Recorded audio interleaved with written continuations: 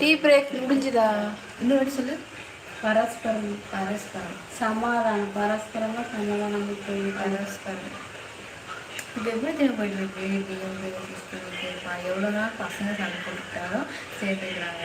இல்லை புரியல, நம்ம பொண்ணு மட்டும் இல்லை எப்படி போடுறாங்க. எடுத்துறாங்க தெரியுமா?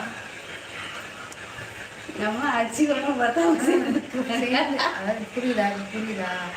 நம்ம வந்து எவ்வளோதான் சண்டை போட்டாலும் இது பண்ணிக்கிறோம், சமாதானம் ஆகிக்கிறோம். ஆனால் இப்படி சொல்கிறாங்கல்ல, நான் கேர்ள்ஸ் ஸ்கூல்லேருந்து படிச்சுட்டு இப்படி கோயில் கிளம்பும்போது இவ்வளோதான் பசங்களா அப்படின்ற மாதிரி தான் இருக்குது தெரியுமா எனக்கு. அதான் அப்படி சொல்கிறாங்க.